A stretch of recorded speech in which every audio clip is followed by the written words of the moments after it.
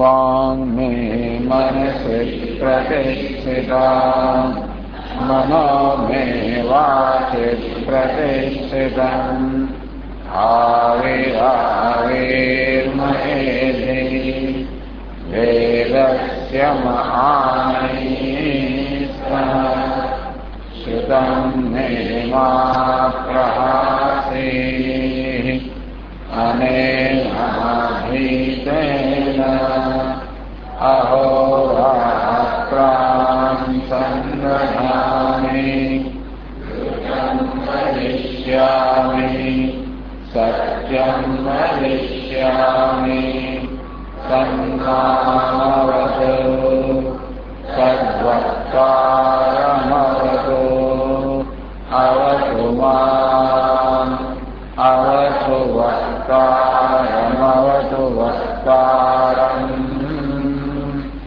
ॐ शान्ति शान्ति शान्ति श्रुतिस्मृतिपुराणानाम् आलयं करुणालयं नमामि भगवत्पादं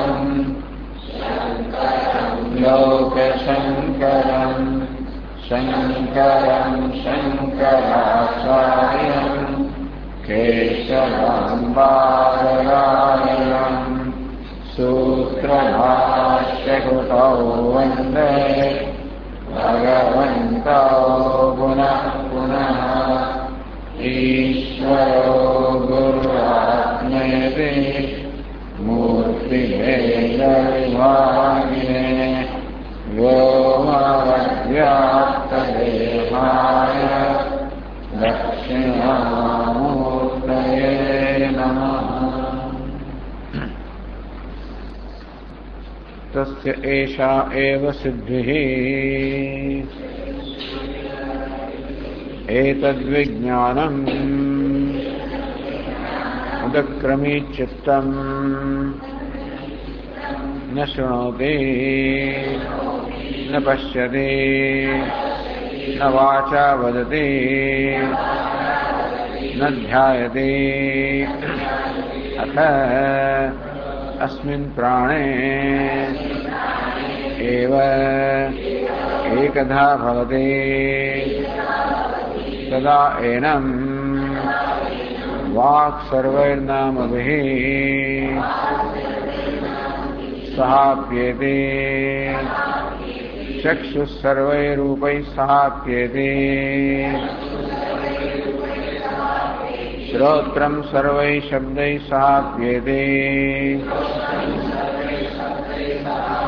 मनः सर्वैर्ध्यानैः सहाप्येते यदा प्रतिबुध्यते यथा अग्नेर्ज्वलतः विस्फुलिङ्गा विप्रतिष्ठेरन् एवमेव एतस्मादात्मनः प्राणाः यथायतनं विप्रतिष्ठन्ते प्राणेभ्यो देवाः देवेभ्यो लोकाः।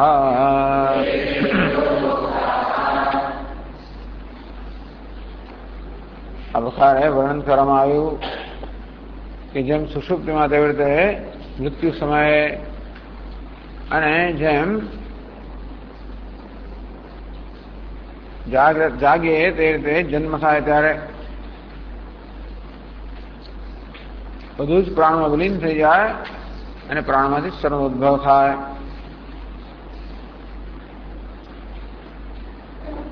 પ્રલીયતે યથા સુપ્તૌ प्राणे अस्मिन् इंद्रियादिकं मरणेऽपि तथा प्राणे एतदेवं प्रलीयते.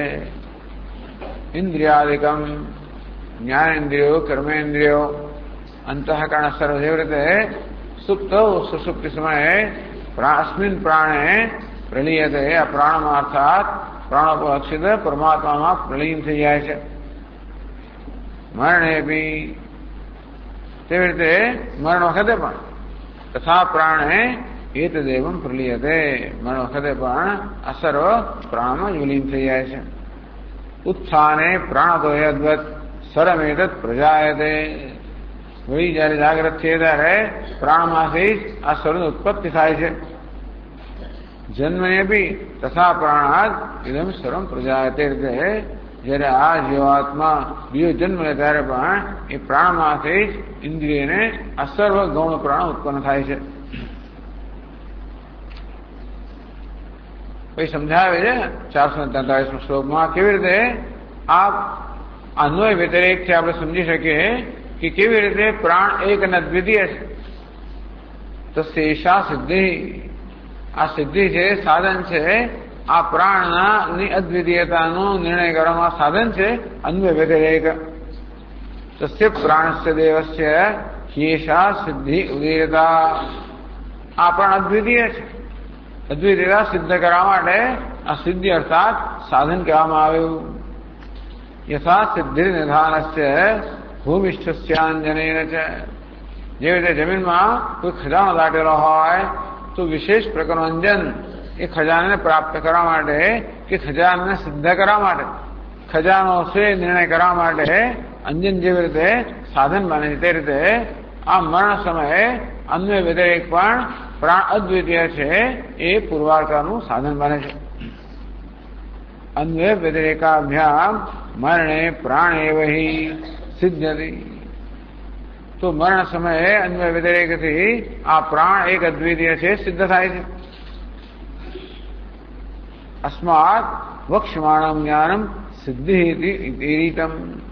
એ જ કારણથી અન્વય વ્યતિરેકને પણ ગૌણ અર્થમાં સિદ્ધિ કહેવામાં આવ્યા, સાધન છે તેની સિદ્ધિ કહેવામાં આવ્યા. જરા વોલ્યુમ થોડું વધારે. વ્યાધ્યાદિના યા દુઃખમ અસસ્યમ પ્રાપ્નુયાત ભવાન. તો મરણનું વર્ણન કરે છે કે વ્યાધિ વગેરેને કારણે મરણ સમયે આ મનુષ્ય જીવાત્મા કે મનુષ્ય અસહ્ય દુઃખ પ્રાપ્ત કરે છે. મુષુ એ મરવાને અણી પર છે. બલ શૂન્યત્વાત. તો કહેવામાં આવ્યું કે આવલ્યમ્યત્ય અત્યંત નિર્ભરતાને પ્રાપ્ત કરે છે, બલ શૂન્યતાને પ્રાપ્ત કરે છે. એટલો નિર્ભર બની ગયો છે કે બોલવાની કે ચાલવાની કે આંખો ઉઘાડવાની કશી શક્તિ રહી નથી. શક્તો વક્તુમ ન છે વહી. બોલવાની પણ શક્તિ રહી નથી, એટલો નિર્ભર બની ગયો છે. વાસ્તવમાં એ મૃત્યુ જ પામ્યો છે, બેભાન થઈ ગયો છે, નિશ્ચેત થઈ ગયો છે. એવમ ભૂતામ તદાવેક્ષ્ય દશામ દીનતા ઇમામ. અત્યંત દીનતામાં આ દશાને જોઈને આસપાસ તો વિચારીને બેઠેલા બાંધવા પરિવૃત્ય. તો વિચારીને બેઠેલા બાંધવો છે, સગાવાલાઓ છે. એરમ પૃચ્છતી આતુરચેતસ. અત્યંત આતુરતાથી કે અત્યંત ચિંતાથી એને પૂછે છે જાનાસી મામ પ્રિયમ પુત્ર. એ પિતાજી હું આપનો પ્રિય પુત્ર છું, આપને ઓળખો છો? જાનાસ્ય વિદે પ્રિયમ. એ મિત્ર હું તારો પ્રિય મિત્ર છું, તું મને ઓળખે છે, જુએ છે, સાંભળે છે? એવો મહાદિશ ઉક્તો ભી. આ પ્રકારે જયારે સંબોધન કરવામાં આવે ત્યારે પણ યદા કાષ્ઠ સમપવાન. આ મનુષ્ય કાષ્ઠની જેમ જયારે નિશ્ચેત જ રહે છે, અચેતન રહે છે, નિશ્ચેષ્ટ પણ રહે છે. ન જાનાતી. અને આવું કહેલું કેમ જાણતો નથી. તદા આવું. અને ત્યારે આસપાસ એને જઈને વળીને બેસેલા સગાવાલો કહે છે ઉત્ક્રાંત જ્ઞાન એ વહી. અનુજ્ઞાન, અનુચિત્ત અને પ્રજ્ઞા ચાલી ગઈ છે. ઉદક્રમિત ચિત્તમ. એનું ચિત્ત ચાલી ગયું છે. એટલે કહ્યું ઉત્ક્રાંત જ્ઞાન એ વહી. ઉત્ક્રાંતમ ગતમ જ્ઞાનમ. ચિત્તથી કહેવામાં આવ્યું એનો પ્રજ્ઞા કહો, જ્ઞાન કહો. અનુચિત્ત એની પ્રજ્ઞાનું જ્ઞાન ચાલી ગયું છે. શા માટે એવું કહે છે? યદિ અનુત્ક્રાંત વિજ્ઞાન શૂન્યાચાવલોકે. જો ખરેખર એનામાં ભાન હોત તો આપણે સાંભળત, આપણી તરફ જોત. વધે દુઆ કે આપણી સાથે વાત કરે પૂર્વત પહેલા જેમ આપણી સામે જોતો હતો, સાંભળતો હતો, વાત કરતો હતો, એ રીતે એવું કર્યું હોત ના એમ તાદૃક, પરંતુ એમ કરતો નથી. તસ્માત અચિત્તક. તેથી આ અચિત્તક, આનામાં ચિત્ત રહ્યું નથી, અર્થાત એની પ્રજ્ઞા રહી નથી, એમાં ચેતનતા રહી નથી, એનું ભાન રહ્યું નથી. હવે 347 અમારા પર આગળ 449 શ્લોકથી કહે છે અસ્મિન્નતે અસ્મિન્નવસરે સર્વે વાગાદ્યાઃ કર્ણાભિદાઃ સ્વૈસ્ત્વૈસ્તૈર્વિષયૈઃ સાર્ધં લીયન્તે પ્રાણ એવ તે.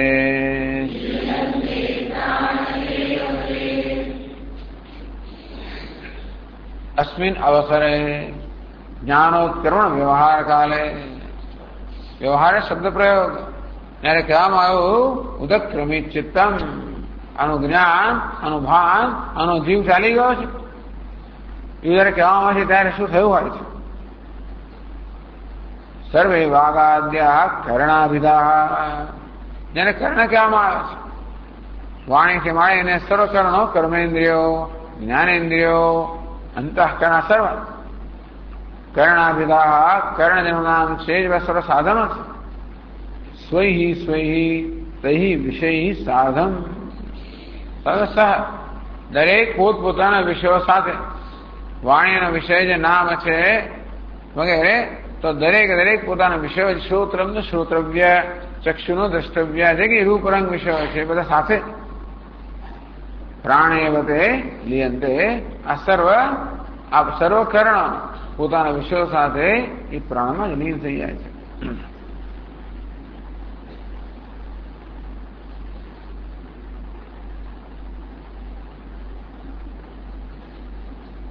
તૈ વાગાદ્યૈ લીનૈ સહૈવ શરીરાંતરં ગચ્છતિ તત્ર ચ પ્રાણાત સદૈ વાગાદ્યઃ જાયન્તે ઇતિ. એવું કેમ કહો છો? મનઃષ્ઠાનેન્દ્રિયાણિ પ્રકૃતિસ્થાની કર્ષતિ. મન જેમાં છઠ્ઠું છે એવી સર્વ ઇન્દ્રિયો, એટલે જ્ઞાનેન્દ્રિયો મતલબ કર્મેન્દ્રિયો, પ્રાણ સમગ્ર સૂક્ષ્મ શરીરને આ સ્થૂળ શરીરમાંથી ખેંચીને લઈએ. શરીરમ યદવાપ્નોતિ યચ્ચાપ્યુત્ક્રાત્મતિ ઈશ્વર, ઉત્ક્રમણ કરે ત્યારે અને ગૃહિત વૈતા અને સંયાથી લઈને બીજા શરીરમાં પ્રવેશ કરે છે. વાયોર્ગંધા નિવાસ, એ જ કહે છે તૈ વાગાદ્યૈ લીનૈ સહૈવ. એ વાણી વગેરે સર્વકરણો જે પ્રાણમાં લીન થઈ એની સાથે જ શરીરાંતરમ ગચ્છતે, એ અન્ય શરીરને પ્રાપ્ત કરે છે. તત્ર જ પ્રાણાત સર્વે વાગાદ્યઃ જાયન્તે. એ જ બધા કરણો, એ જ જ્ઞાનેન્દ્રિયો, એ જ કર્મેન્દ્રિયો, એ જ પ્રાણ, એ અંતઃકરણ સર્વ વળી પાછા ત્યાં પણ જન્મે છે. એ જ બતાવે છે કે જે આગળ મરણ સમયે લીન થઈ ગયા હતા એ જ વડે જન્મ સમયે એનો ઉદ્ભવ થાય છે. એ વાત કહે છે પછીના શ્લોકમાં કહે છે 450 શ્લોકમાં. યદાયમ જનિમાન ભૂયાત પુમાન સુપ્ત પ્રબુદ્ધવત તતઃ પ્રાણાદિમે પ્રાણાઃ જાયન્તે સસુતાદયઃ.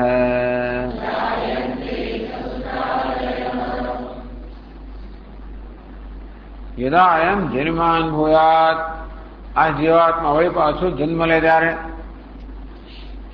સુપ્ત પ્રબુદ્ધવત, સુતેલો મનુષ્ય ઉઠે જેવી રીતે એમાં એના મુખ્ય પ્રાણમાંથી આ સર્વ પ્રાણો ઉદ્ભવ થાય તેવી જ રીતે તતઃ પ્રાણાદિમે પ્રાણા જાયન્તે, તે રીતે મુખ્ય પ્રાણમાં થતો પરમાત્મામાંથી આ સર્વ પ્રાણો અર્થાત આ બધા કરણો જન્મે છે.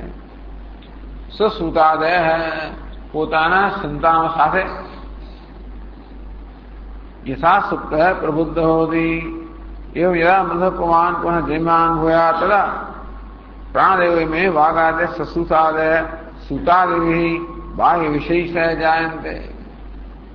आ करणना वही संतानो कौन तो विषय वायु संतान कौन तो नाम श्रुति संतान तो शब्द चक्षु संतान तो रूप रंग અને સંતાનો એ સંતાનો સાથે એટલે પોતાના બધા વિસ્તાર સાથે ચાલી ગયા અંદર પોતાના વસ્તારને લઈને પ્રાણમાં લીન થઈ ગયા એ બધા વસ્તારને લઈને પાછો ઉદ્ભવ થાય અને ગુજરાતમાં લોકો વસ્તાર વિસ્તારનો વસ્તાર એટલે પોતાની બધી સંતતિ એ જમાનામાં તો હોય બધા 5, 6, 7, 8, 9, 10 બાળકો હોય એટલે એ બધા એમનો વિસ્તાર હોય ને એને લઈને જાય જ્યાં જાય ત્યાં મોસામાં જાય તો બધા લઈને જાય લગ્નમાં જાય ન્યાતમાં જાય બધામાં ટૂંકમાં બધા લઈને જ જાય સ્વાભાવિક છે તો લઈને ગયેલા લઈને પાછા બહાર નીકળ્યા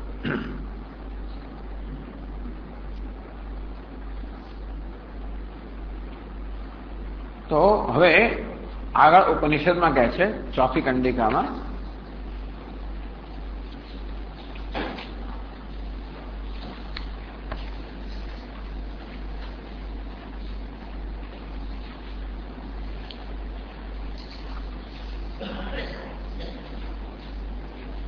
ઓગણત્રીસમાં પાના પર છેલ્લા ફકરામાં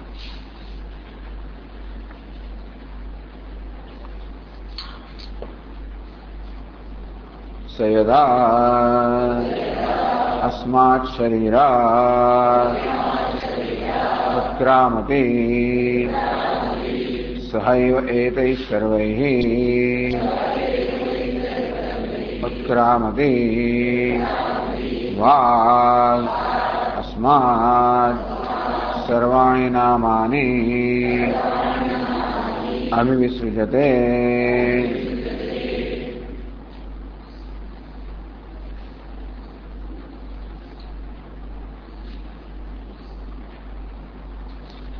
यदा अस्मात् शरीर उत्क्रामति आ मरणासन्न मनुष्य જ્યારે આ દેહમાં ઉત્ક્રમણ કરે છે વિદાય લે છે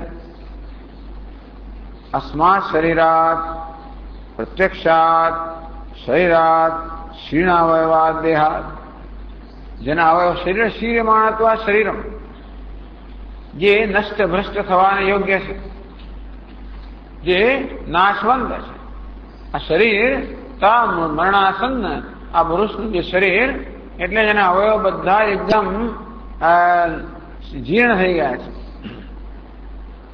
શીર્ણ થઈ ગયા છે उत्क्रामति ऊर्ध्वं गच्छति आवा देह में जारे जीवात्मा उत्क्रमण करे છે સહૈવ એતૈ ઉત્ક્રામ સર્વૈ આ બધાને લઈને આ બધા કારણોને એમના વિષયોને દેવતાઓને બધાને લઈને અહીંથી જાય છે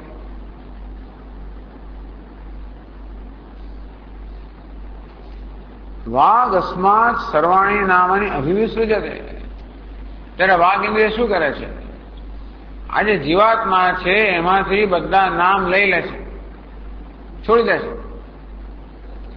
વાગ અર્થાત વાગ ઇન્દ્રિયમ અસ્માત સ્વામિના સર્વાણી નિખિલાની નામાની સ્વવિષયભૂતાની અભિવિસૃજતે સર્વતઃ પરિત્યજતી તો જીવાત્મા જે પોતાના સ્વામી છે એમાંથી આ બધા પોતાના વાણી જેમ કે નામ પોતાનો વિષય છે એને અભિવિસૃજતી પોતાનો વિષય જે છે એનો પરિત્યાગ કરે છે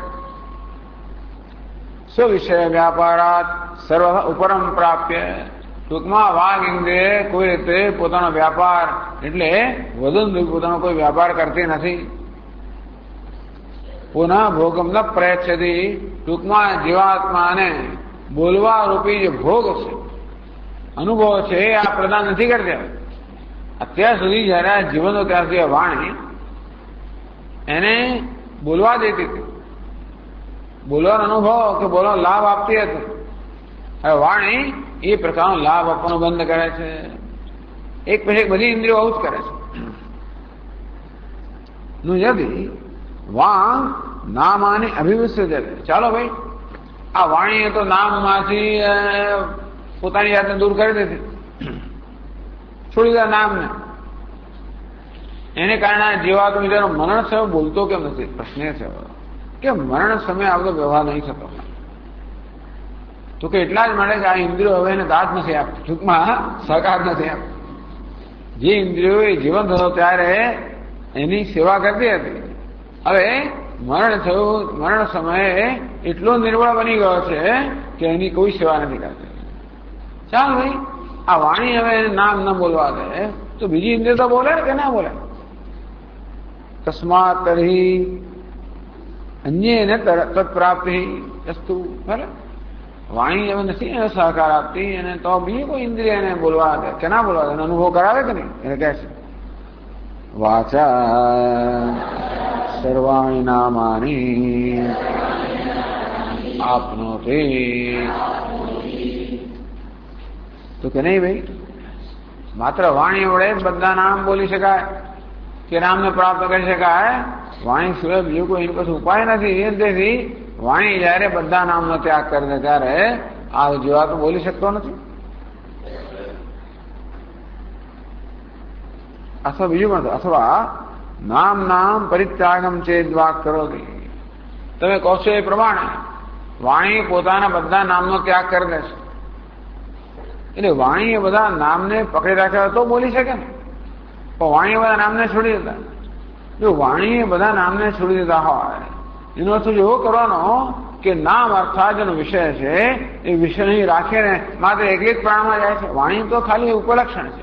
જેમ કે ચક્ષુરેન્દ્રિય અને રૂપ રંગને છોડી દેતા હોય તો શું રૂપ રંગને અહીં છોડીને માત્ર એકલી ઇન્દ્રિય જ પ્રાણમાં લીન થાય છે? સ્વયં પ્રાણાવલીના સ્વવિષય રહિતા સ્યાત. શું પોતાના વિષય સિવાય રહિત એકલી જ માત્ર આ પ્રાણમાં વિલીન થાય છે? તો કે નહીં. ન વાંગ વાચા સર્વાણી નામાની આપનોતી ન વાંગ માત્રમ પ્રલીયતે પ્રાણે કિંતુ પ્રાણો વાચાસ સર્વાણી નામાની આપનોતી. તો કે નહીં, આ પ્રાણ છે ને એ વાણીને તો સંકેત લે, પરંતુ નામ અર્થાત વાણીના વિષય સહિત એ પ્રાણ આ વાણીને પ્રાપ્ત કરે છે, પોતાનામાં સંકેત લે છે. વાઘ ન સ્વવિષયતા પ્રાણે પ્રલીયતે. ટૂંકમાં આ વાણી પોતાના વિષય વગર એકલી પ્રાણમાં લીન થતી નથી, પોતાના વિષયને લઈને પ્રાણમાં લીન થાય છે. યથા વાક તથા ઘ્રાણ એટલે પ્રાણ ચક્ષુ શ્રોત્ર મનામ સીધી પર્યાય ચતુષ્ટયના.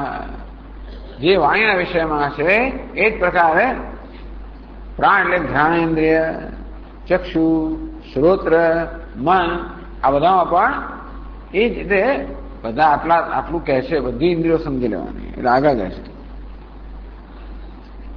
પ્રાણ તસ્માત સર્વાન ગંધાન અભિવિસૃજતે પ્રાણેન સર્વાન ગંધાન આપનોતિ ચક્ષુઃ તસ્માદ સર્વાણિ રૂપાણિ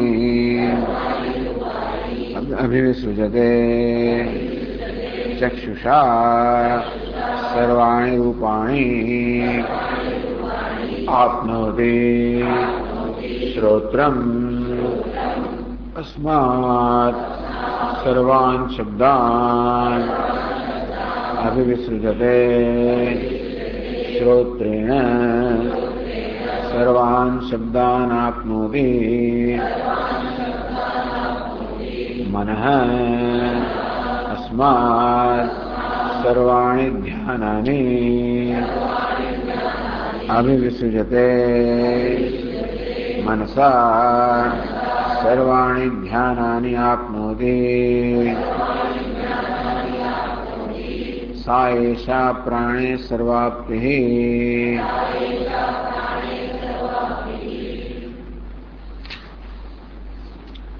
તો વાણીના વિષયમાં તે બીજી ઇન્દ્રિય પ્રાણ એટલે ઘ્રાણેન્દ્રિય સમજવાની.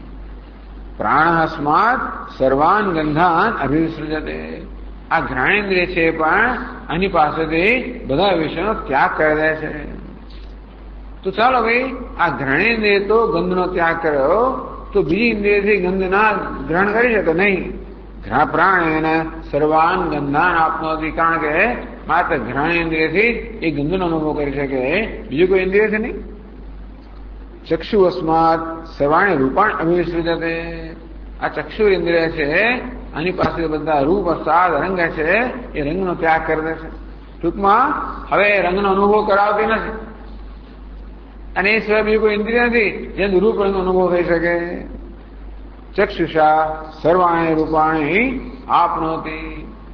એટલે એમ કહેવાય ચક્ષુષા સ એમ કહેવાય કારણ કે સામાન્ય માણસ ચક્ષુથી જ પોતા બધા રૂપનો અનુભવ કરે છે. તો આ પ્રાણ જે છે એ ચક્ષુની સાથે બધા રૂપને પણ પ્રાપ્ત કરે છે. અર્થાત ચક્ષુ પોતાના વિષયો સાથે આ ઘ્રાણ પોતાના વિષયો સાથે લીન થાય છે. શ્રોત્રમસ્માત સર્વાન શબ્દાન અભિવિસૃજતે. આ શ્રોત્ર ઇન્દ્રિય પણ આની પાસેથી બધા વિષયોનો ત્યાગ કરી દે છે. એટલા માટે એ સાંભળી શકતો નથી. શ્રોત્રેણ સર્વાન શબ્દાન આપનોતી. કારણ કે માણસ શ્રોત્રેન્દ્રિય બધા શબ્દોને પ્રાપ્ત કરી શકે અનુભવી શકે. અથવા તો શ્રોત્રેણ શ્રોત્ર સહિત આ પ્રાણ પેલા બધા વિષયોને પ્રાપ્ત કરે છે. અર્થાત શ્રોત્રેન્દ્રિય પોતાના વિષય સહિત પ્રાણમાં લીન થઈ જાય છે. બંને અર્થ કરે. મન અસ્માત સર્વાણી ધ્યાનાની અભિવિસૃજતે. આ મન પ્રાણ જીવાત્માથી ધ્યાન અર્થાત જે પોતાના ચિંતનના વિષયો છે એ બધાને છોડી દે છે. એટલે આપણે વિચારી શકતો નથી. મનસા સર્વાણી ધ્યાનાની આપનોતી. કારણ કે માણસ મનથી પણ ધ્યાન કરી શકે તે તો ધ્યાન નથી. અથવા તો મન ધ્યાન અર્થાત પોતાના ધ્યાત વિષય સહિત પ્રાણમાં લીન થઈ જાય છે. સા એશા પ્રાણે સર્વાપ્તિ. આ રીતે આ પ્રાણમાં સર્વનું લય થાય છે. પ્રાણ આ બધાને પ્રાપ્ત કરે છે. એ પ્રકાર સમજાયું. હવે ગ્રંથકાર આપણને એ સમજાવી રહ્યા છે.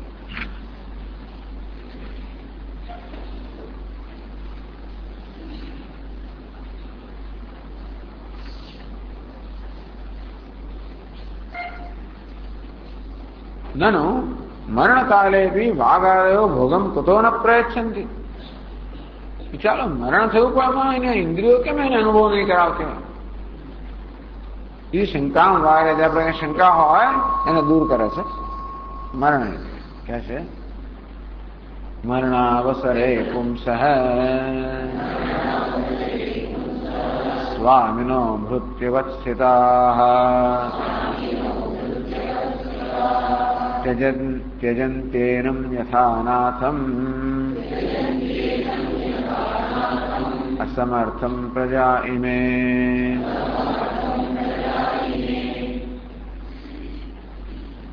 મરણાવસરે મરણનો અવસર આવે જયારે ત્યારે સ્વામિન પુંસ ભૃત્યવસ્થિતા. ત્યારે જેમ સ્વામી હોય માલિક હોય માલિકના બધા સેવકો નોકરો હોય એ જયારે જેમ એની આસપાસ હોય તેની સાથે હોય એ નોકરો ક્યાં સુધી માલિકનું કામ કરે જ્યાં સુધી માલિકમાં શક્તિ હોય ત્યાં સુધી. ત્યજંતી એનમ એ પણ છોડી દે. આ સમર્થમ નાથમ પ્રજા એમે. જેમ પ્રજાજનો હોય રાજા એકદમ અસમર્થ બની જાય તો છોડીને જતા ને. અથવા તો જેવી રીતે સેવકો હોય એ મોટો કરવાનો નાનો કરવાનો. સેવકો હોય તો જેવી રીતે પોતાના માલિક છોડીને જતા આ સમર્થ નથી જયારે છોડીને જતા. ટૂંકમાં એનો અર્થ એવો થયો. પછી તો શું છે યાવત વિત્તોપાર્જન શક્ત તાવત નિજ પરિવારો રક્ત પશ્ચાત જીવની જર્જર દેહે વાર્તામ કોપીને વૃક્ષરી ગઈ. જ્યાં સુધી ધન સત્તા વગેરે પ્રાપ્ત કરી શકવાની શક્તિ ધરાવતો હોય ત્યાં લોકોનો ભાવ પૂછે કોઈ ભાવ પૂછે આમાં એવું થઈ જાય. આવી ઇન્દ્રિયો છે ને એ સેવકો છે પણ આ જીવાત્મા બિચારો નિર્બળ બની ગયો છે સમર્થ બની ગયો છે તેથી એને છોડીને જતી રહે છે. એવું કહ્યું. સ્વામિન પુંસ કાર્યકરણાભિમાનીનો જીવસ છે. સ્વામી એટલે કે જીવાત્મા આ પુરુષ કે જીવાત્મા. ये पूर्वम भृत्यवस्थिता वागादय आसन. પહેલા એ જીવંત હતો ત્યારે આ વાણી વગેરે ઇન્દ્રિયો જે એના સેવકોની જેમ રહેલી હતી. તેનમ પુમાંસમ મરણાવસરે અસમર્થમ સુંદર. એટલે કહેવામાં આવ્યું ને કે આબલ્યમ નેત્ય બિચારો અત્યંત નિર્બળ બની ગયા છે. બલ શૂન્યત્વા શક્તો વક્તુમ ન છે વહી, બળ શૂન્ય બની ગયા છે. તેથી મરણાવસરે અસમર્થમ સંતમ, આ પોતાનો સ્વામી છે અસમર્થ બની ગયો.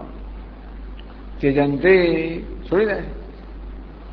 તદર્થ વિષય વ્યાપાર ઉપરમ્ય ભોગમ ન પ્રયચ્છંતી. જેમ નોકરો કામ ના કરે ને, છોડી દે કામ ના કરે, તેવી રીતે આ નોકરો કામ નથી કરતા. શું વિષય વ્યાપાર ઉપરમ્ય, વાણી હું બોલીશ નહીં, કાન કે હું સાંભળીશ નહીં, ચક્ષુ કે હું જોઈશ નહીં. અત્યારે હું કરતા હતા એ પોતપોતાના વિષયોના જે વ્યાપાર છે, અર્થાત પોતાના વિષયોની પ્રવૃત્તિ છે, એમાં ઉપરમાં થઈ જાય એને છોડી દે, મૂકી દે.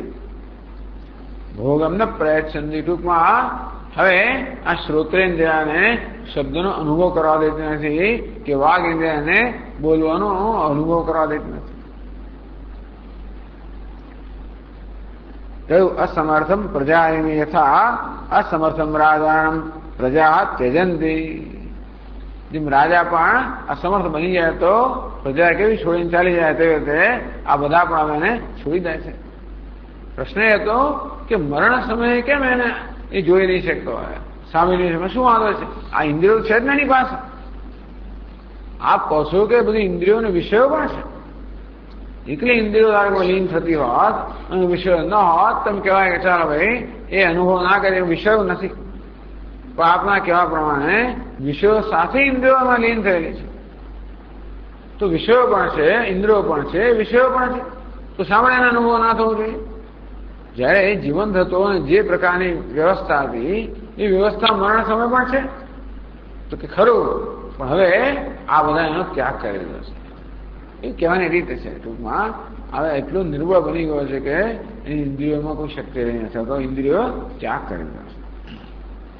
કારણ કે અભિવિસૃજનથી એવું જે આમાં કહેવામાં આવે ને, એનું અહીંયા આગળ એને એની સમજ આપવામાં આવે કે આ બધી ઇન્દ્રિયો કેવી રીતે અભિવિસૃજતે, કેવી રીતે આવી ઇન્દ્રિયો છોડી દે છે પોતાના વિષયોને, એની આ સમજ આપે. એટલે ઇન્દ્રિયો છોડી દે એમ કહેવામાં આવે. એટલે અહીંયા ગ્રંથકાર કહે છે કે ઇન્દ્રિયોનો ત્યાગ કરે છે.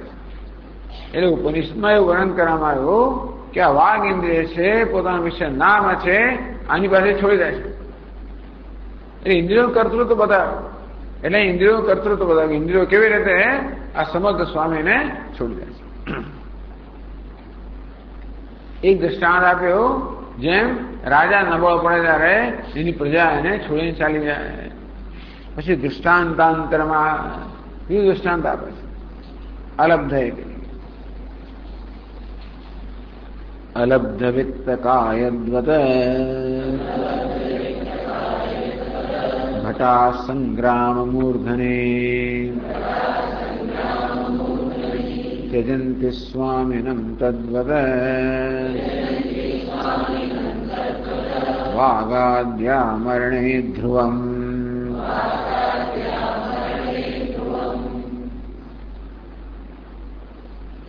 અલબ્ધ વિત્તકા ભટા સૈનિકો હોય એ ક્યાં સુધી લડે તમારા માટે, એમ પગાર આપો ત્યાં સુધી છે જ નથી. અલબ્ધ વિત્તકા, જેમને વિત્ત અર્થાત પગાર મળ્યો નથી, એવા ભટા, એવા સૈનિક. ન લબ્ધમ વિત્તમ તાદૃશા ભૃત્યા, સૈનિકો કહો, સેવકો કહો, સંગ્રામ મૂર્ધની. જયારે બરોબર સંગ્રામનો સમય એટલે વિકટ સમય આવે,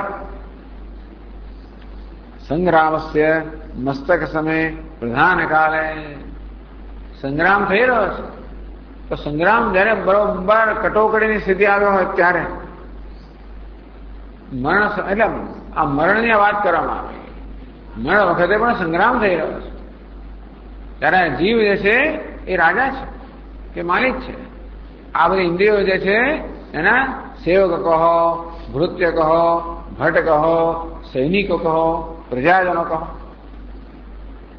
તો અત્યાર સુધી બરોબર આપણે કામ કર્યું, આ અણીનો સમય આવ્યો મરણ વખતે ત્યારે છોડીને જતા રહે કે અમને પગાર મળતો નથી. જેથી પગાર મળે ત્યાંથી લડે. હવે એમનો કોઈ પગાર નથી મળતો. તેવી રીતે એટલે બરોબર લડાઈમાં અણીનો સમય આવે ત્યારે જેને પગાર નથી મળતો એ સેવકો કેવા પોતાના માલિક છોડીને જતા રહે. તથા વાગાદ્યા, તો હવે એમને કયો પગાર નથી મળતો ભાઈ? આત્મત્વ અભિમાન લક્ષણ વિત્તમ પ્રાપ્તા. હવે એમને કોઈ આત્મા કહેનારું નથી. જ્યાં સુધી આ જીવન ત્યાં સુધી આ ચક્ષુમાં, શ્રોત્રમાં, ઘ્રાણમાં, મનમાં અહંભાવ છે ને, એટલે આ બધાને પગાર મળતો હતો, મહત્વ મળતું હતું. આ જીવાત્માને હું એમ કહેતો હતો, અહમ ભાવ ધરાવતો હતો, એનું વિત્ત છે. ટૂંકમાં આ બધી ઇન્દ્રિયો પગાર શું? આ જીવાત્મા એમનો સ્વીકાર કરે, કયો સ્વીકાર કરે? એને મારું કે, મારી આંખો, મારા કાન, અથવા હું, અહમ ભાવ જે છે અભિમાન કહેવાય, તાદાત્મ્ય. આ ઇન્દ્રિયો એટલે કર્ણ સાથે તાદાત્મ્ય રૂપે જે એમને વિત્ત કે સહાય મળતી હતી, કે સપોર્ટ મળતો, સાથ મળતો, એ હવે આ જીવાત્મા એમને અહમને મમ કહેવા માટે શક્તિમાન નથી, હાજર નથી. અને તેથી એ અભિમાન રૂપે અહમ મમ જે તાદાત્મ્ય રૂપે જે વિત્ત એમને પ્રાપ્ત થતું હતું નથી થતું. તેથી સંગ્રામ મૂર્ધને આ મરણ બરોબર સમય આવ્યો, અને ત્યારે કટોકટીનો સમય આવ્યો ત્યારે આ લોકોને છોડીને જતા રહેશે. મરણ કાલે તેજંતી હતી, ત્યારે મરણ વખતે આ બધાને છોડીને ચાલી જાય છે. સ્વામી વાગાદ્યા મરણે ધ્રુવમ તેજંતી, તો મરણ વખતે જરૂર અને છોડીને ચાલી જાય છે.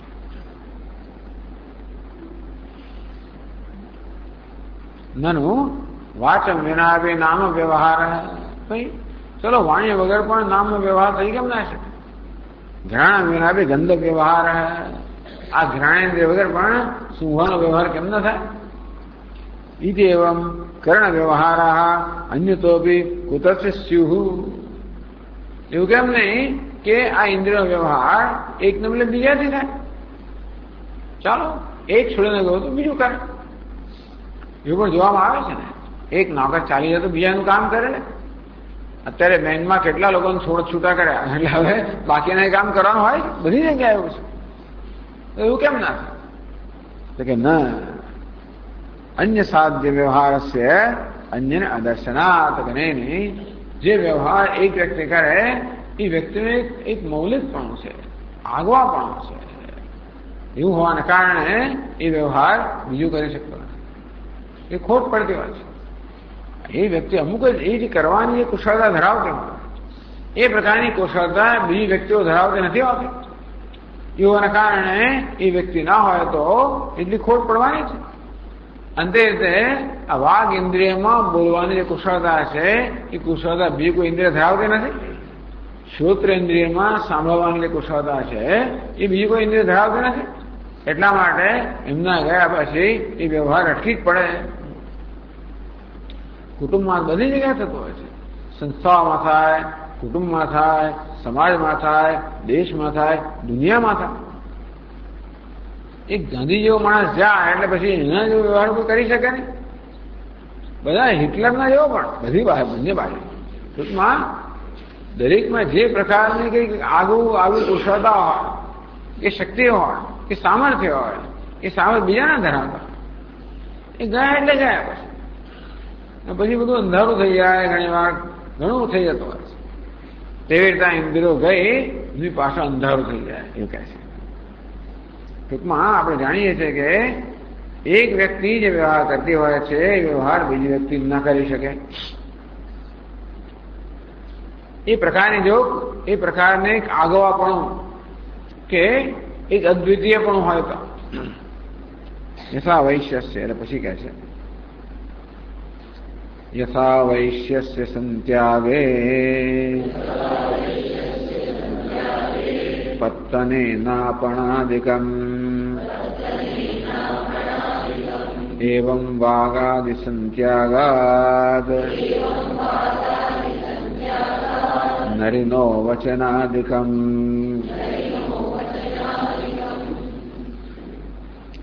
યથા વૈશ્યસ્ય સંત્યાગે યથા વૈશ્ય જાત્યા નગરસ્ય સમ્યક ત્યાગે કૃતે સતી. એવું બને ક્યારેક એ બધા વૈશ્યો ભેગા હોય નગરને છોડી દેતા કંઈક થયું હોય તો કોઈ નગરમાં કંઈક થયું હોય એમ માનો કે બધી વૈશ્ય જાતિ બધી છોડીને જતી રહેશે. પત્તને ન અપણાધિકમ, પત્તન નગરમાં અપણાધિકમ, પછી અપણા એટલે કે વૈશ્ય વાણિજ્યાધિકમ ન દૃશ્યતે. લેવડ દેવડનો વ્યવહાર થતો હોય, ક્રિયા વિક્રિયા થતી હોય, લે વેચ થતી હોય, લેવડ દેવડ થતી હોય, પછી એ લોકો ધિરાણ થતું હોય, આ બધું કામ વૈશ્ય નથી. તો પૈસાનું ધિરાણ કરવું, લેવડ દેવડ કરવી, લે વેચ કરવી, આ કુશળતા એ લોકો જ ધરાવે. ક્ષત્રિયો બ્રાહ્મણો કોઈ કરી ના શકે આ વસ્તુ. તો અપણાધિકમ એટલે આ વાણિજ્યનો વ્યવહાર છે બધો એ નગરમાંથી શૂન્ય થઈ જાય, નગરમાં રહે નહીં. એવમ વાઘ આદિ સંત્યાગાત, એમ વાઘ આદિ ભી સંત્યાગાત છે. તો તે રીતે આ વાણી વગેરે ઇન્દ્રિયો પણ જયારે આ મનુષ્યને છોડીને જતી રહે, કે આ નગરને છોડીને જતી રહે, દેહને છોડીને જતી રહે. નરી નો વચનાધિકમ, આ માણસે છોડીને જતા રહે. નરી એ નૃ શબ્દની 7મી વિભક્તિ છે. આ માણસમાં વચનાધિકમ બોલવું વગેરે કોઈ વ્યવહાર હતો નથી. એ તેના નરી પુરુષે વચનાધિકમ નો દૃશ્યતે. એટલા જ માટે વિવેક મરણ સમયે આમાં બોલવાનો, સાંભળવાનો, જોવાનો, વિચારનો કોઈ વ્યવહાર રહેતો નથી.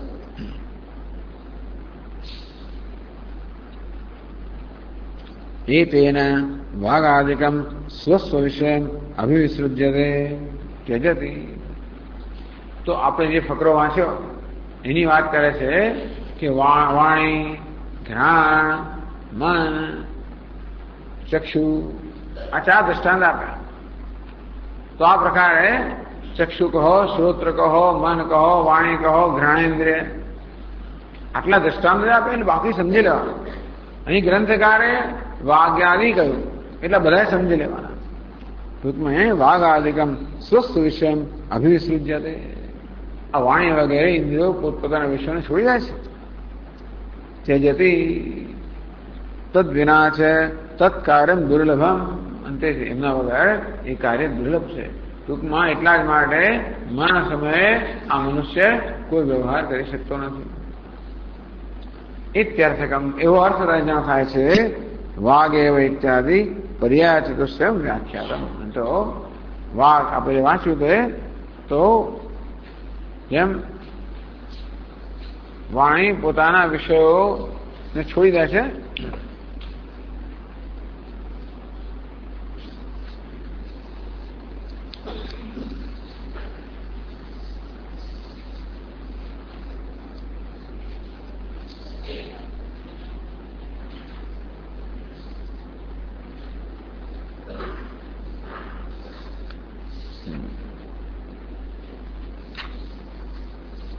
વાચા વાઘ અસ્માત સર્વનામાની અભિવિસૃજ્યતે. જે કહેવામાં આવ્યું એ બધાનો અહીંયા આગળ અર્થ સમજાવેલો ગ્રંથકારે.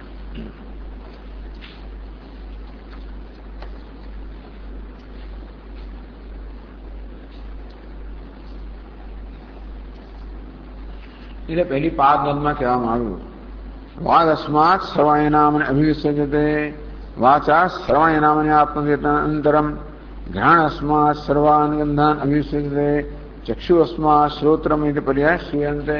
જ્યાં વાંચી ગયા એટલે આ 4ની સમજ એને ગ્રંથકાર આપેલી છે.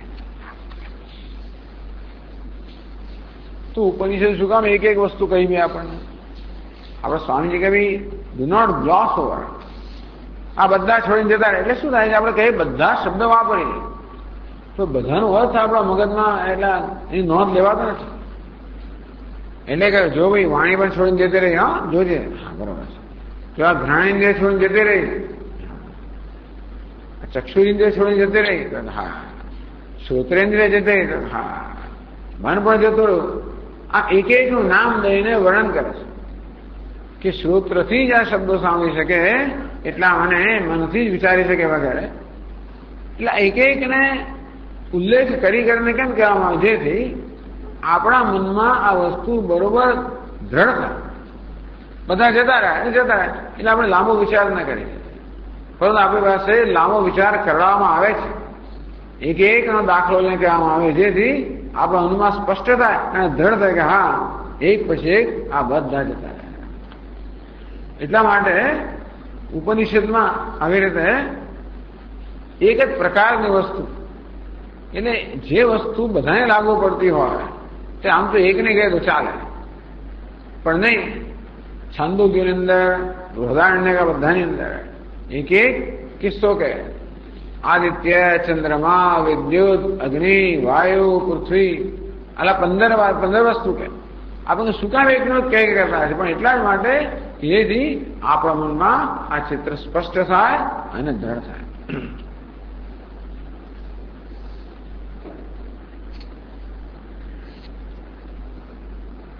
તત્ર દેહે અનુપલભ્યમાના વાગાદ્યા પુત્ર યાંતિ. તો આ દેહમાંથી હવે દેહમાં જે વાણી વગેરે ઇન્દ્રિયો નથી તો ક્યાં જતી રહેશે બધી? કીધી છે પ્રાણેવ. તો આ બધા જે જીવાત્માને છોડીને જતી રહે છે ને, તો હવે ક્યાં જાય છે? એ પણ પૂછવું પડે. તો કે પ્રાણમાં જાય છે. એ કેવી રીતે? એની માટે એક સરસ દ્રષ્ટાંત આપે છે. 454 શ્લોકમાં કહે છે, રિપુણાતિ બલિષ્ઠેન પ્રભો વિનિહતે યથા સંશયંતિ ભટા સ્વામી ભક્તા અન્યમ પ્રભો પ્રભુમ.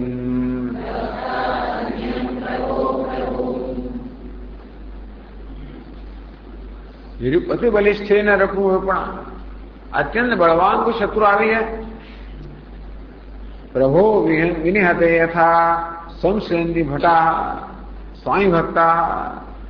જેમ કે એક સામંત હોય, એક મોટો રાજા છે અને એક ચક્રવર્તી રાજા હોય, એના ઘણા બધા સામંતો હોય. જેમ છત્રપતિ શિવાજી અનેક બધા સામંતો હતા. એ સામંતોનું નાનું નાનું ક્ષેત્ર હોય. એ દરેક ક્ષેત્રમાં જે સામંત છે એ રાજા જેવો જ ગણાય.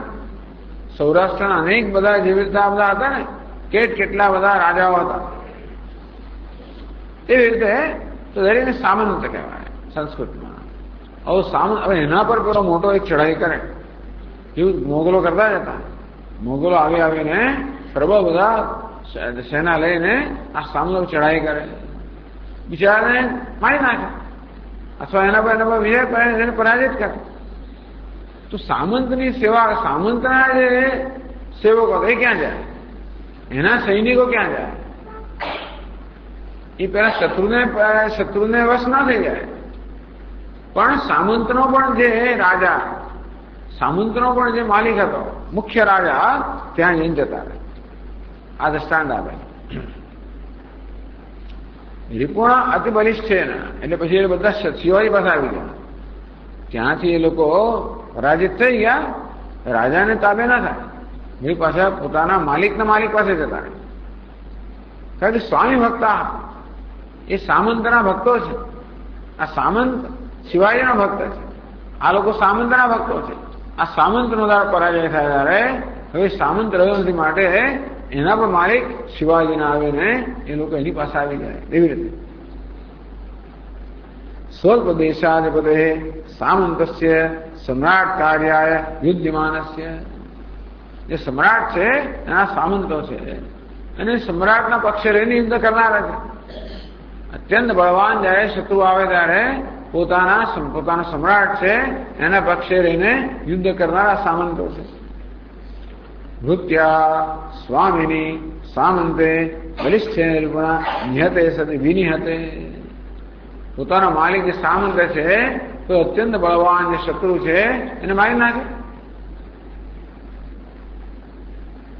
યથા સ્વામી ભક્તા ભટા સંશયંતી અન્ય પાર્શ્વે જગમિશંતોપી સ્વામી ભક્તત્વાત.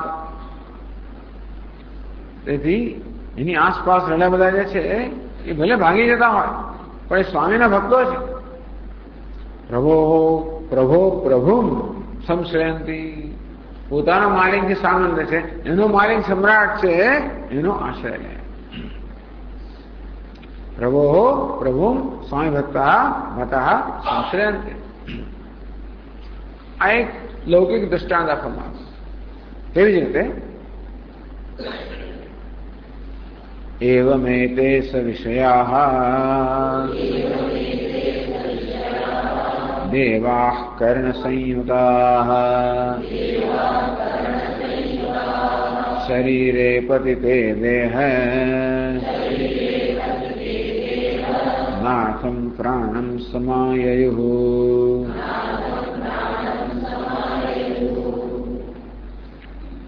એવમેતે સવિષયાઃ દેવાઃ, એ જ પ્રકારે આ દેવતાઓ એટલે કે બધા વાઘાદિ કરણાની વાઘાદ્યા, આ દેવતા એટલે આ વાણી વગેરે ઇન્દ્રિયો એટલે કર્ણ.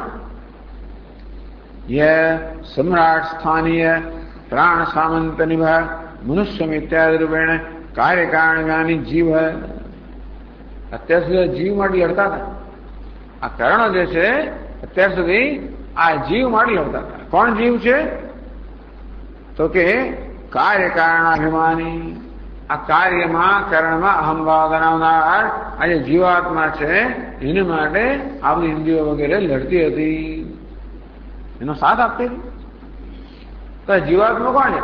પ્રાણ સામંત નિભ, આ પ્રાણ સમ્રાટ છે, એ ચૈતન્ય સમ્રાટ છે. પ્રાણ એટલે કે ટૂંકમાં પરમાત્મા કે આત્મા સમ્રાટ છે.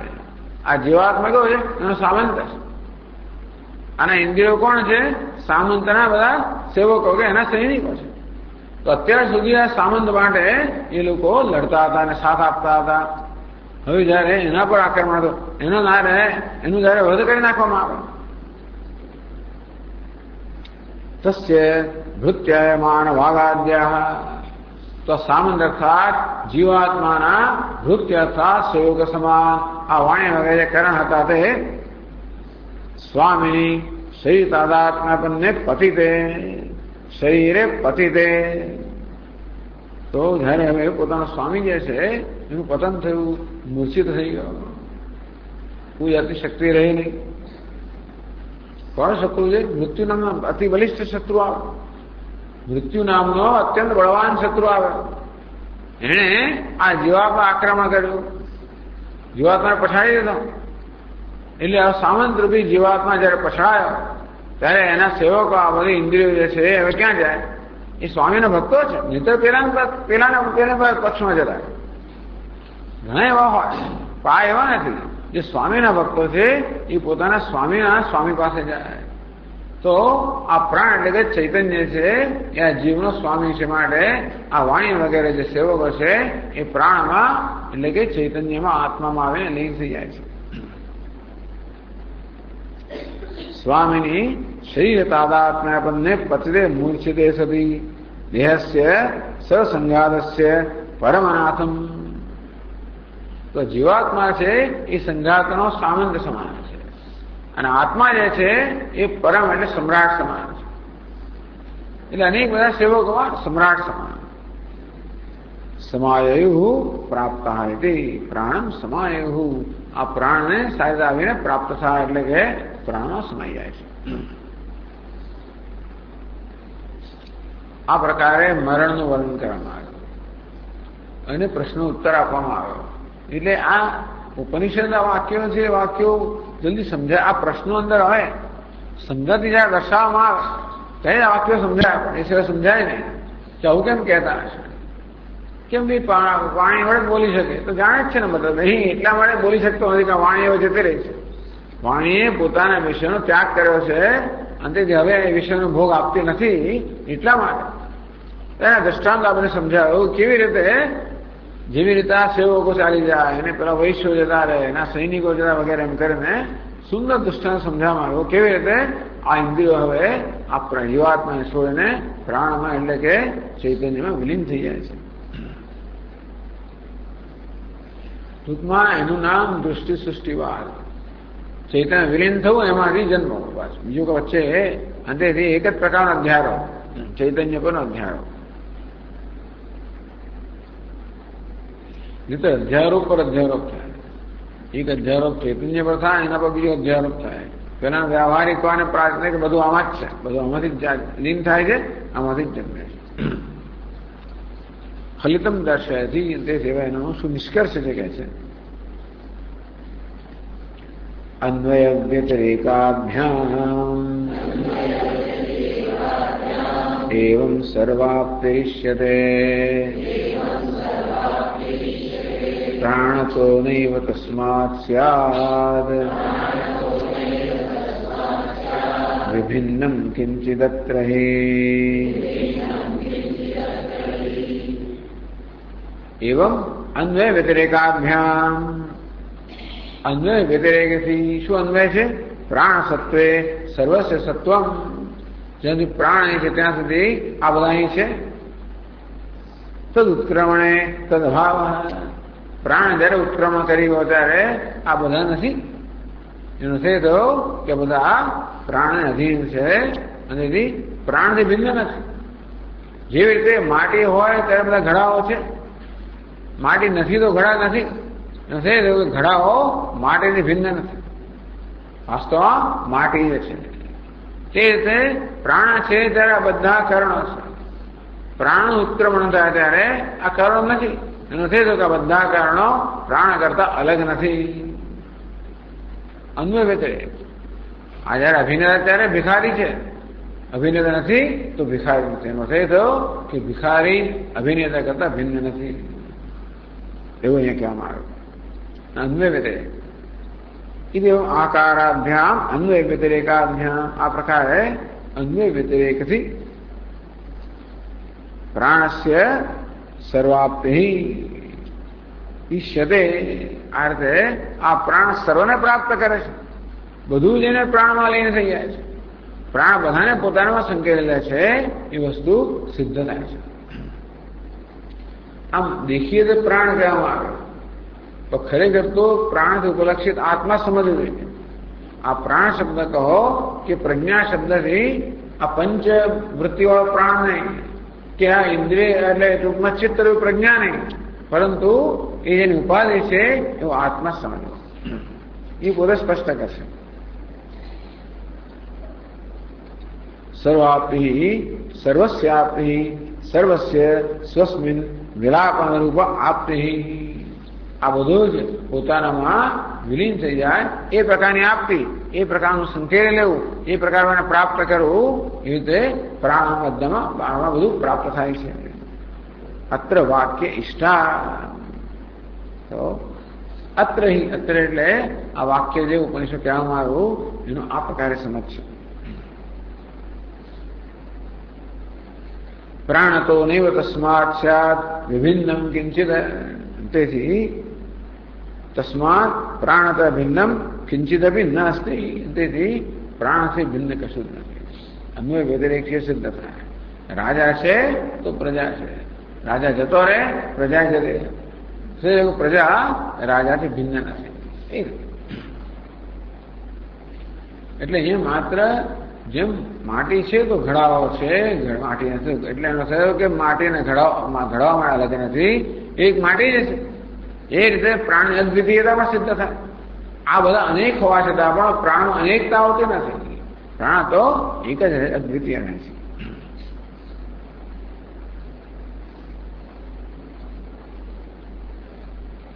અસ્માત મરણ ઉદાહરણાત પ્રાણ પ્રજ્ઞો અભેદોપી સિદ્ધ હતી. એટલે પછીનું વાક્ય આપણે વાંચીએ, છેલ્લું વાક્ય આ ચોથા ફકરાનું, છેલ્લા બે વાક્ય. યો વૈ પ્રાણ સા પ્રજ્ઞા યા પ્રજ્ઞા સ પ્રાણ સહ હેતૌ अस्मिन् शरीरे वसतः सह उत्क्रामतः यो वै प्राणः सा प्रज्ञा न चायं प्राणः पंचवृत्तिमात्रम्. આ પ્રાણ શબ્દથી આ પ્રાણ અપાન વ્યાયામ કરીને પંચવૃત્તિ ધરાવનારો આ જળ પ્રાણ ન સમજવો, કિંતુ ક્રિયાશક્તિ ઉપાધિક આત્મા, પરંતુ પ્રાણ એટલે કે ક્રિયાશક્તિ જેની ઉપાધિ છે એ ઉપહિત આત્મા, એની લાંબી ચર્ચા કરવામાં આવે કે પ્રાણ શબ્દનો રૂઢી અર્થ ભલે આ પ્રાણ થતો, પ્રાણ શબ્દનો યોગિક અર્થ જોઈએ તો એ ચૈતન્ય થાય. પ્રજ્ઞા શબ્દનો રૂઢિ અર્થ ભલે આ બુદ્ધિ તત્વ, પણ એનો યોગિક અર્થ જોઈએ તો પ્રકર્ષેણ જ્ઞાનાદિ. અરે ભાઈ બુદ્ધિ તો જડ છે, એમાં જાણવાની શક્તિ ક્યાંથી હોય? તો પ્રકાશ તો આવે જ નહીં. ચૈતન્યમાં જ ખરેખર જ્ઞાન હોય. ચૈતન્ય તો જ બુદ્ધિ જાણી શકે. તેવી રીતે પ્રકાશના અનિતિ જે પોતાનું કાર્ય સારી રીતે કરી શકે છે, આ જળ પ્રાણ ન કરી શકે. એ રીતે પણ આ પ્રાણ કહો, પ્રજ્ઞા કહો, એ છેવો જતો આત્મામાં જ એનો અર્થ થાય. ભલે રૂઢિ દ્રષ્ટિએ, ગૌણ દ્રષ્ટિએ આપણે એમ કહીએ કે પ્રાણ એટલે આ પ્રાણ અને પ્રજ્ઞા એટલે બુદ્ધિ, પણ છેવડે એનો અર્થ ચૈતન્ય થાય. એટલે કહેવામાં આવ્યું કે ક્રિયાશક્તિ એટલે કે પ્રાણ, જ્ઞાન શક્તિ એટલે કે પ્રજ્ઞા, ઉપાધિકા આ ક્રિયાશક્તિ જેની ઉપાધિ છે કે જ્ઞાન શક્તિની ઉપાધિ છે એ આત્મા ચૈતન્ય. ઉપાધિકા આત્માયતી એ જ ઉત્તમ અર્થમ સ્મારયતી. આગળ કહેવામાં આવ્યું, એનું સ્મરણ કરાવ્યું. યો એ પ્રાણ સા પ્રજ્ઞા. જે પ્રાણ છે એટલે પ્રાણ લક્ષિત આત્મા છે એ જ પ્રજ્ઞા છે, પ્રજ્ઞા લક્ષિત આત્મા છે. પ્રાણ જેની ઉપાધિ છે ચૈતન્ય, એ જ પ્રજ્ઞા જેની ઉપાધિ એ જ ચૈતન્ય છે. યાવા પ્રજ્ઞા સ પ્રાણ. જે પ્રજ્ઞા છે તે પ્રાણ છે. એ પણ વ્યવહારમાં સિદ્ધ કરી બતાવ્યું. સહૈ તસ્મિન શરીરે વસત સ ઉત્ક્રાંત. એ બતાવવામાં આગળ એવું નથી જોવામાં આવતું કે પ્રજ્ઞા વગર પ્રાણ હોય અને પ્રાણ વગર પ્રજ્ઞા હોય. જ્યાં પ્રજ્ઞા છે, જ્યાં બુદ્ધિ છે, જ્યાં સમજવાની સમજ શક્તિ છે, ત્યાં પ્રાણ કે ક્રિયાશક્તિ જોવામાં આવે છે. અને આપણે એમ કે વૃક્ષ વનસ્પતિમાં એવું કહેતું ત્યાં જોવામાં આવે છે. વૃક્ષ વનસ્પતિમાં પણ આપણું ક્રિયાશક્તિ જોઈએ, એની વૃદ્ધિ થાય છે. પણ આપણે પ્રાણની એમની પ્રજ્ઞા પણ જોઈએ કે જ્યાં સૂર્યનો તડકો આવતો ત્યાં જતું હોય, જ્યાં એને ખોરાક મળે ત્યાં મૂળ જતા હોય, આ બધા બધી બુદ્ધિ પણ છે. એટલે કહેવામાં આવ્યું કે જે જગ્યાએ પ્રાણ છે, ક્રિયાશક્તિ છે, ત્યાં પ્રજ્ઞા અર્થાત ડાપણ પણ છે. એટલા પ્રમાણમાં અને બે સાથે હોય છે. પ્રાણ જતો રહે ત્યારે પેલી પ્રજ્ઞા હોતી નથી અને પ્રજ્ઞા તો પ્રાણ પણ હોતો નથી. તેથી સહૈવ વસત સહ ઉત્ક્રામક. એ લોકો આ ઉપાધિમાં સાથે જ રહે છે અને સાથે જ ઉત્ક્રમ કરી જાય છે. એ વાત અહીં શ્લોકમાં પણ કહે છે.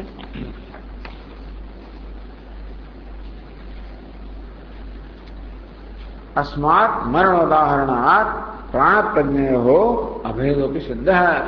આ મરણના ઉદાહરણથી પ્રાણ અને પ્રજ્ઞા અભિન્ન છે એ પણ સિદ્ધ થયું. એ કહે છે પ્રાણ પ્રજ્ઞાનયોરૈક્યમ એકદોત્ક્રાંતિવાસતઃ યદુક્તમ તત્સિતમ યસ્માદ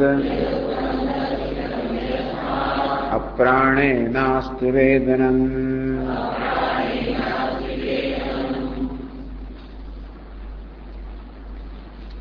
એકદા ઉત્ક્રાંતિ નિવાસતઃ એકદા સહૈવ ઉત્ક્રાંતિ વાસાચ.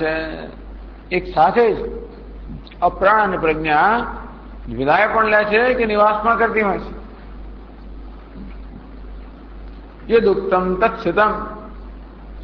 આગળ જે કહેવામાં આવ્યું પ્રાણ પ્રજ્ઞા ઐક્ય મુક્તમ, આ જ વાક્ય આગળ કહેવામાં આવ્યું હતું. યો એ પ્રાણ સા પ્રજ્ઞા યાવા પ્રજ્ઞા સ પ્રાણ. અર્થાત પ્રાણ અને પ્રજ્ઞા એક જ છે. જે કહેવામાં આવેલું એ અહીં પણ સિદ્ધ થયું. સહૈવ ઉત્ક્રાંતિ હે વાસાચ. એક સાથે ઉત્ક્રાંતિ કરે છે કે ઉદક્રમિત ચિત્તમ. ચિત્ત ચાલી ગયું એટલે પ્રજ્ઞા ચાલી ગઈ. પછી વાઘ ઇન્દ્રિય વગેરે એટલે પ્રાણ. ટૂંકમાં એમાં કહેવામાં કે પ્રજ્ઞા ચાલી ગઈ, પ્રાણમાં ચાલી ગયો. એટલે પ્રાણ અને પ્રજ્ઞા બંને સાથે ઉત્ક્રમણ કરે છે. હતા ત્યારે પણ સાથે હતા. યત પ્રાણ પ્રજ્ઞયો ઐક્યમુક્તમ તદપી સ્થિતમ એ પણ સિદ્ધ થયું. એમાં પૂર્વાર્થ અથવા એને પણ સમર્થન મળ્યું. સમર્થન મળ્યું. કુતઃ શા બધી કહો છો? પ્રાણોત્ક્રમણે જ્ઞાનસ્ય ઉત્ક્રાંતિ જ્ઞાનસ્ય ઉત્ક્રાંતમિતિ જ્ઞાનમસ્ય ઉત્ક્રાંતમિતિ પાસસ્થાનામ વ્યવહાર પ્રદર્શનાદિ ભાવ. જ્યારે કારણ કે બધા લોકો આજુબાજુવાળા જોવે છે કે પ્રાણ ગયો ત્યારે ચેતના પણ ગઈ, જ્ઞાન પણ ગયું.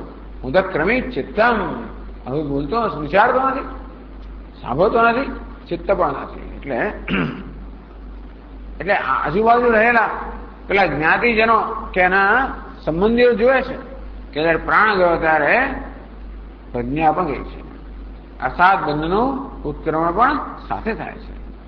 તેથી એ બંને એકબીજા કરતા જુદા નથી. ઉપાધ્યો પ્રાણ પ્રજ્ઞો અદ્વિતીયત્વે. આમ તો શબ્દથી શું કહેવામાં આવ્યું? જે પ્રાણ છે એ જ પ્રજ્ઞા છે, જે પ્રજ્ઞા છે એ જ પ્રાણ છે. ઉપાધિનું ઐક્ય કહેવામાં આવ્યું. ઉપાધ્યો પ્રાણ પ્રજ્ઞો અદ્વિતીયત્વે છે.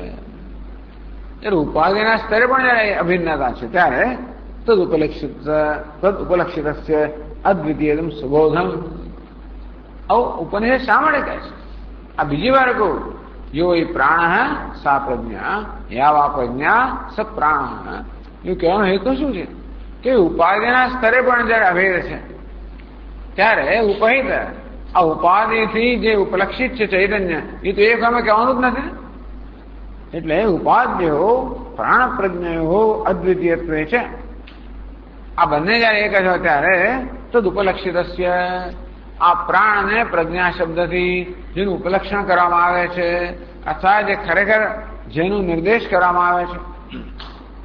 લક્ષ્ય કોને કહેવાય? લક્ષ્ય છે ને એ તો આપણે જોવાનું હોય. ટૂંકમાં એક આમ તીર છે, તીર આપણે જોઈ શકીએ, તીર દ્વારા લક્ષ્યને જોવાનું હોય. લક્ષણાવૃત્તિ એટલે ટાર્ગેટેડ મીનિંગ, કે બતાવે આપણે તીર પણ તેમાં જોવાનું હોય પણ લક્ષ્ય. પ્રાણ અને પ્રજ્ઞા જે છે એ ઉપાધિ છે એ દ્વારા લક્ષણ કયું છે, લક્ષ્ય કયું છે? તો કે આત્મા. આ બે પણ જયારે એક હોય ત્યાર પછી એ બધું લક્ષ્ય જે આત્મા છે એક હોય એમાં તો એ સમજવું બહુ સરળ છે. અદ્વિતીયતમ સુબોધમ સમજવું સરળ છે. એ તો દર્શયતું, એ દર્શાવવા માટે પ્રાણ પ્રજ્ઞો લક્ષ્યમ અભિનયતી. તો પ્રાણ અને પ્રજ્ઞા બંનેનું જે લક્ષ્ય છે અભિનયથી એને સ્પષ્ટ કરીને આપણને બતાવે છે. યથા પ્રાણ 458 શ્લોકમાં કહે છે, યથા પ્રાણોત્ર ન શ્વાસ માત્રમ કિંતુ પરઃ પુમાન તથા પ્રજ્ઞાપિ નો બુદ્ધિ કિંતુ સંવિત સ્વયં પ્રભા. અત્ર યથા પ્રાણ શ્વાસ માત્રમ. અહીં પ્રાણ શબ્દથી આ પંચવૃત્તિ કે શ્વાસ માત્ર નથી જે કહેવામાં આવ્યું તેવી રીતે. ત્યારે શું છે? કિંતુ પરઃ પુમાન, બધું પરમાત્મા. આ પ્રાણ શબ્દની વાસ્તવમાં, કારણ કે આગળ ચર્ચા કરવાના તે પ્રકારે આ પ્રાણમાં જે ક્રિયા સક્રિયતા છે એ પ્રાણ જડ હોવાના કારણે પોતાને ન હોય શકે. તેથી વાસ્તવિક સક્રિયતા આપણે ચૈતન્યમાં જોવી પડે. વાસ્તવિક બુદ્ધિ કે ઝાપડ પણ ચૈતન્યમાં જોવું પડે. એ સ્વયં નિર્વિશેષ છે, છતાં પણ આ બધી વિશેષતાઓ એના વગર ન હોઈ શકે માટે કહેવામાં આવે છે.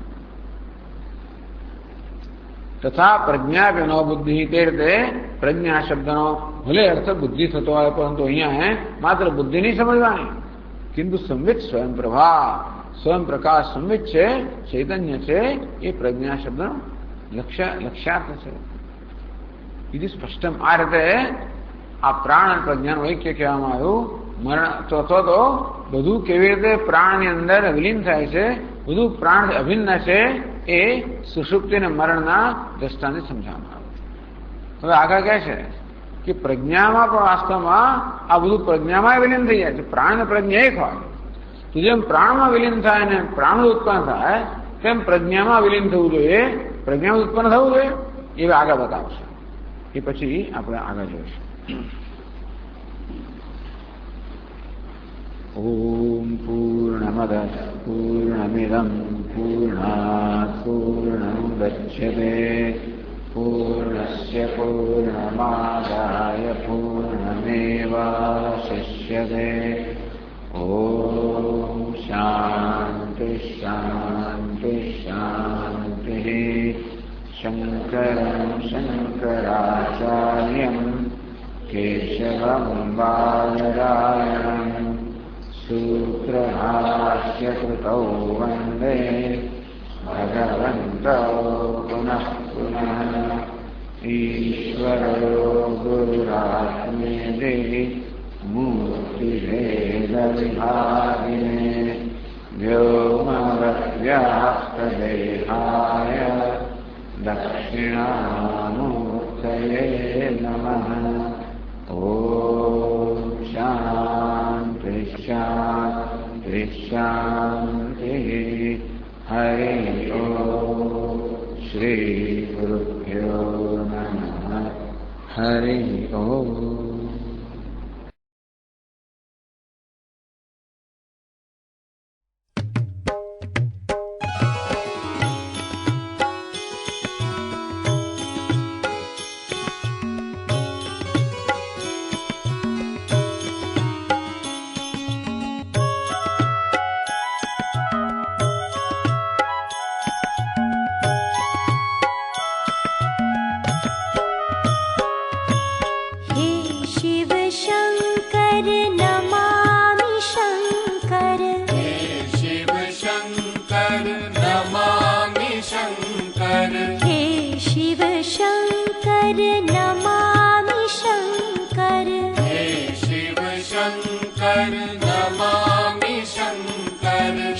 शंकर शंभो।